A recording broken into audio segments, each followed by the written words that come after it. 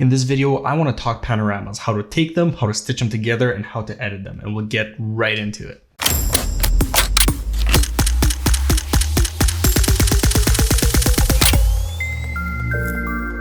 How's it going, guys? Andrei back here. Hope you guys are all having a fantastic day. Today, I really wanted to talk a little bit about panoramas, how to photograph them, how to capture them and edit them and stitch them together, because I just recently did a trip to the mountains and I got a gorgeous view of the top of a mountain, and it's definitely worth talking about creating a little panorama.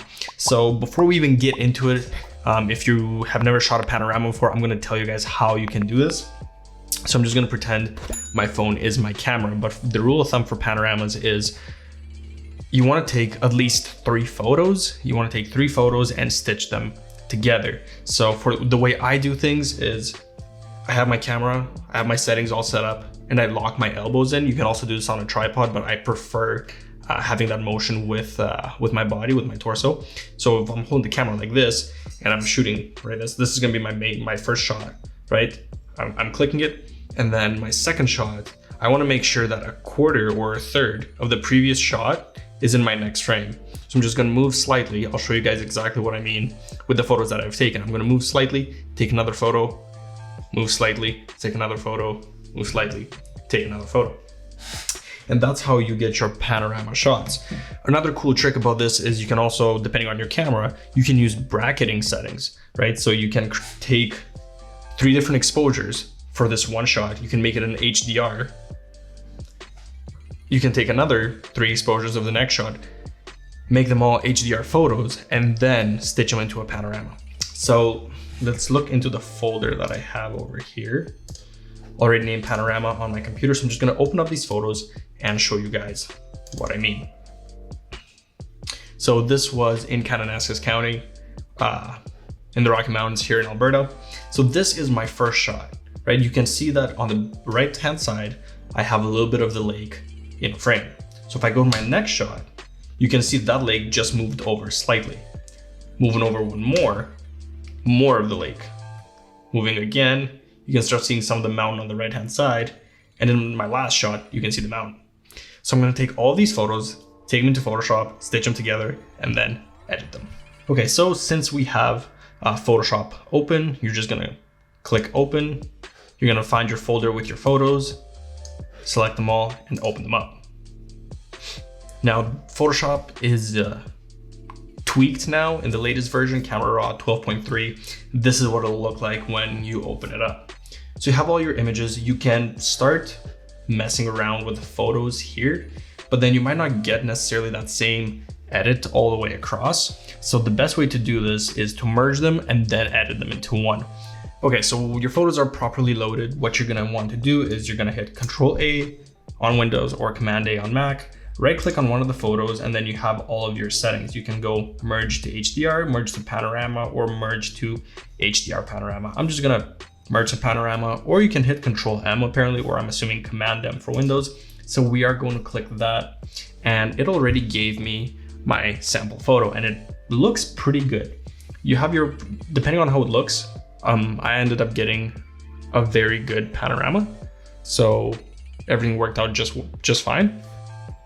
Sometimes you might get a little bit of shake, something like that, so it might not look as good. So this is where these projections come in. Spherical, cylindrical, it probably won't do anything for mine if we click it. Okay, so it did a little bit. And then perspective. Perspective is probably not gonna work for you guys.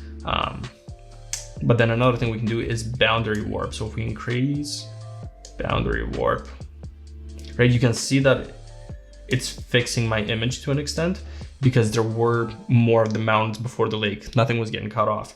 So I'm gonna max that. You don't have to, just find a preference that you like and then click merge. Find the file. It's gonna create the panorama for you in a DNG file. And then boom, it is in Camera Raw, and it looks super good, and it actually even does a little bit of automatic correction for you. So from here on, I'm just gonna edit my photo. You can do the same. You can edit your photo, or you can just leave it as is. So I'm just gonna quickly go through the speed edit, and then we'll talk after.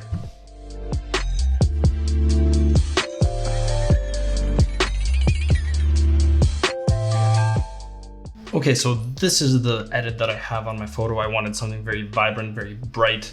I am going to make a few small adjustments and curves kind of thing, just give it a little bit more contrast. I want my shadows just a little bit faded, but still bring in that contrast so it doesn't look so strong, right? I think I'm pretty happy with that. I'm actually gonna take down the saturation down a little bit.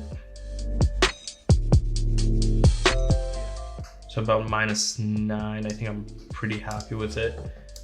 Right, so this is the panorama that I have. Again, I hope you guys learned something from this, and this is something that I really want to print out. I want to make this a photo for myself, so fingers crossed. When I get this printed, everything will turn out exceptionally well. And if you guys have any questions about panoramas, definitely let me know. I think this is super fun, something super easy that you can do when you are taking landscape photos. And I hope you guys can go out and create your own. So thank you guys for watching. Subscribe to the channel if you haven't already. Comment down below if you have taken panoramas before and what your favorite panorama is. Feel free to DM me on Instagram at Andrei_Roman if you learned anything new or the results of your panorama. Thank you guys for watching. I'll catch you in the next one. Peace.